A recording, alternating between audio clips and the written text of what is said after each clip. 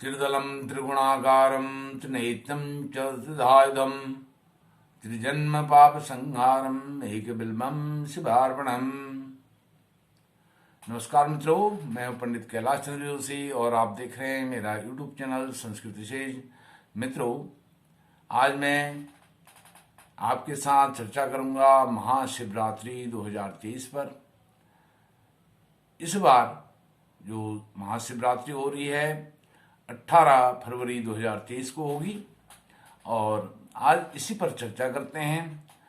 शिवरात्रि तो वैसे हर मास की जो चतुर्दशी होती है, कृष्ण पक्ष की चतुर्दशी हर मास में मनाई जाती है, लेकिन फाल्गुन कृष्ण पक्ष की जो त्रयोदशी चतुर्दशी है उसी दिन महाशिवरात्रि का जो पर्व है यह पूरे हमारे भारतवर्ष में बड़े हर्ष उल्लास से उमंग से मनाया जाता है। लेकिन हमने कभी यह सोचा है कि यह जो महाशिवरात्रि का पर्व है यह क्यों मनाया जाता है, इसके मूल में क्या है, इसका मूल तत्व क्या है, महाशिवरात्रि को मनाए जाने का क्या इसको मनाने का वैज्ञानिक तथ्य है, कारण हैं, मान्यताएं हैं, यह सब आज इस पर हम चर्चा करेंगे। वैसे तो जो एक आम जनमानस में यह धारणा है कि जो दक्ष प्रजापति की कन्या सती जी थी उनका विवाह शिव जी के साथ हुआ था इसी दिन फाल्गुन कृष्ण पक्ष की चतुर्दशी को, इसलिए इस रात्रि को शिवरात्रि के इस दिन को शिवरात्रि के रूप में, महाशिवरात्रि के रूप में मनाया जाता है। और इसी दिन भगवान भोलेनाथ और जो पराम्बा भगवती पार्वती जी हैं उनका भी विवाह हुआ था। इस पर विस्तार पूर्वक चर्चा करते हैं।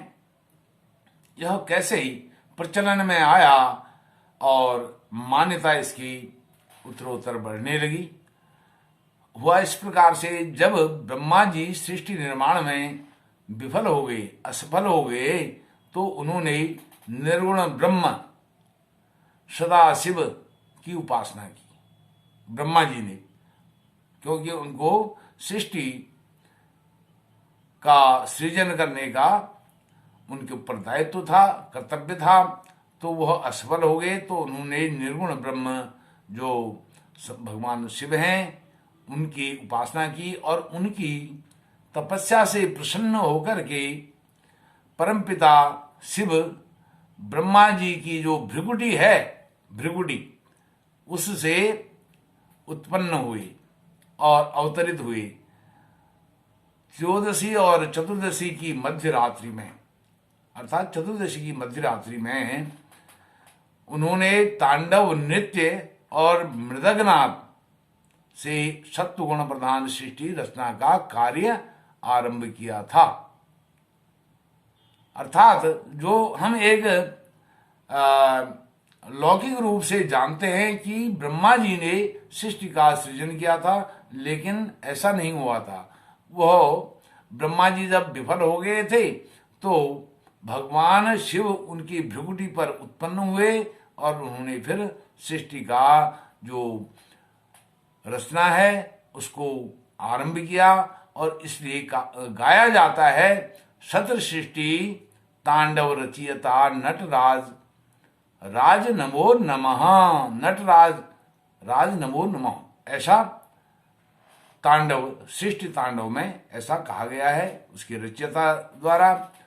सृष्टि के अंत में, अर्थात जब प्रलय काल था, सृष्टि के अंत में, प्रलय काल में जब तामसिक प्रवृत्तियां अधिक बढ़ जाती हैं, तब संसार का दुख दूर करने के लिए महाकाल अर्थात शिव रौद्र अर्थात रुद्र रूप धारण करके इसी दिन प्रदोष के समय भयंकर तांडव नृत्य करके समुचे ब्रह्मांड को तीसरे नेत्र की ज्वाला से वह भस्म कर देते हैं।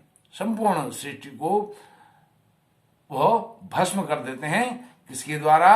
अपने तीसरे नेत्र से, त्रिनेत्रम च त्रिधायुतम त्रिजन्म पाप संहारम एक बिल्बम शिवार्पणम। तो इस प्रकार से तब इस सृष्टि का अंत हो जाता है, भस्म हो जाती है सृष्टि। तब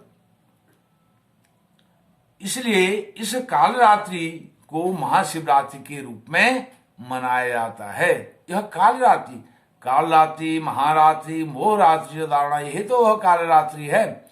दुर्गा सप्तशती में भी यह वर्णन आता है, देवी जी के तंत्रोक्त सूक्त में यह वर्णन है।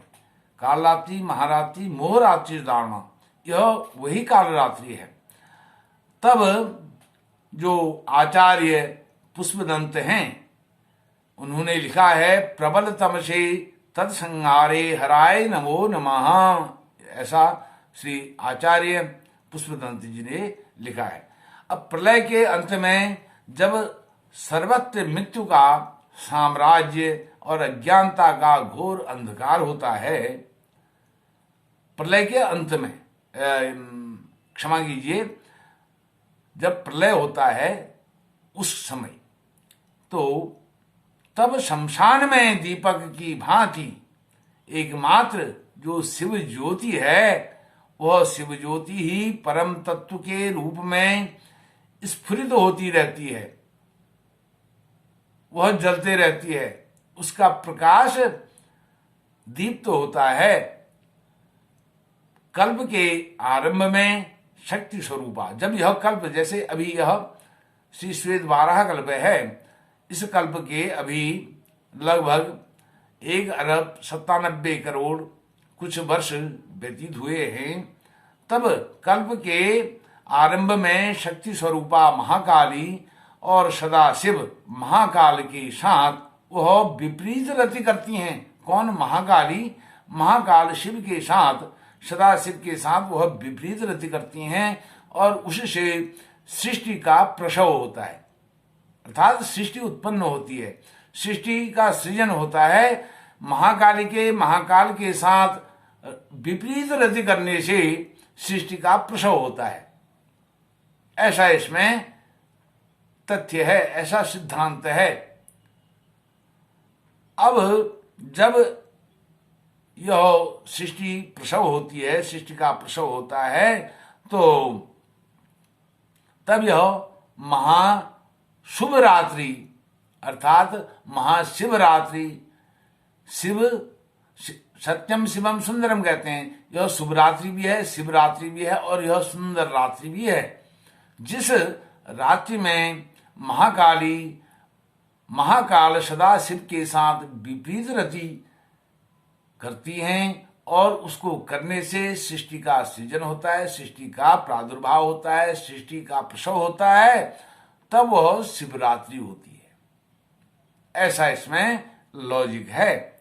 और शिव पुराण के अनुसार, जो हम शिव पुराण में, शिव पुराण की हम कथा सुनते हैं भगवान शिव की, तो उसमें उनका विवाह का एक प्रसंग यह भी आता है। जो दक्ष प्रजापति थे, उनकी बहुत सारी कन्याएं थी, उनमें से एक कन्या सती जी थी, और इसी फाल्गुन कृष्ण पक्ष चतुर्दशी को सदाशिव और सती जी का विवाह हुआ था। अर्थात यह शिव और सती के मिलन की रात्रि भी है, ऐसा भी कह सकते हैं। सिद्धांत रूप से तो ऐसा है, महाकाली और महाकाल जब विपरीत रति क्रिया करते हैं तो उससे सृष्टि उत्पन्न हुई, तब यह मनाया गया। अर्थात उन दोनों का मिलन होता है, वह दो मिलते हैं उस काल रात्रि में, और तीसरा कोई नहीं है, सृष्टि भी नहीं है, यह जो ब्रह्मांड है यह भी नहीं है, ग्रह नक्षत्र सूर्य कुछ नहीं है, केवल महाकाल और महाकाली। जब महाकाली महाकाल के साथ विपरीत रति करती हैं, तब सृष्टि उत्पन्न होती है और सृष्टि का सृजन होता है। और यही इसी तिथि में सती जी और शिव का विवाह होता है, उनका मिलन होता है, इसलिए यह शिवरात्रि है। और जैसा कि मैंने पहले बताया, जो मां पार्वती जी हैं उनका भी विवाह सदाशिव भगवान शंकर के साथ इसी रात्रि में होता है। यह महाकाली के महाकाल के साथ मिलने की रात्रि है, यह सती और शिव के साथ मिलने की रात्रि है, और यह पार्वती और शिव के मिलने की रात्रि है। इसमें यह मुख्य रूप से 3 सिद्धांत इसमें प्रतिपादित होते हैं। इस प्रकार से शिव तांडव स्तोत्र में ऐसा वर्णन आता है, धराधरेन्द्र नंदिनी विलास बंधु बंधुर स्फुर दिगंत संतति प्रमोदमान मानसे, ऐसा लिखा गया है शिव तांडव स्तोत्र में, जो दशानन रावण के द्वारा रचित है। शिवरात्रि के दिन संसार के कल्याण का संकल्प व्रत लेकर के यह पूजा करनी चाहिए, और शंकर भगवान के निमित्त यह व्रत उपवास रखना चाहिए। शिवरात्रि का व्रत पाप आदि दोषों का प्रशमन करने वाला है। शिवरात्रि को शिव आराधना करने से व्यक्ति के सभी मनोरथ पूर्ण होते हैं। फिर आपको कहूंगा, त्रिदलम त्रिगुणाकारम त्रिनेत्रम च त्रिधायनम त्रिजन्म पाप संहारम एक बिल्वम शिवार्पणम। महाशिवरात्रि के दिन एक बिल्व पत्र अवश्य चढ़ाएंगे, ऐसा हमें संकल्प करना चाहिए। और अधिक हो जाए अच्छा है, लेकिन एक बिल्व पत्र भगवान शंकर के ऊपर, शिवलिंग के ऊपर अवश्य ही अर्पित करना है, अर्पण करना है। और इससे त्रिजन्म पाप संहारम, 3 जन्मों के पापों का संहार होता है एक बिल्व पत्र के भगवान शंकर को अर्पण करने से। मित्रों, यह शुभ रात्रि, शिवरात्रि, महाशिवरात्रि हम सभी के लिए, आपके लिए, सभी सनातनियों के लिए, यत्र तत्र सर्वत्र सबके लिए कल्याणमय हो, मंगलमय हो, सुख सौभाग्य को देने वाली हो, ऐसी कामना करते हुए मैं अपनी वाणी को विराम देता हूं। ओम नमः शिवाय।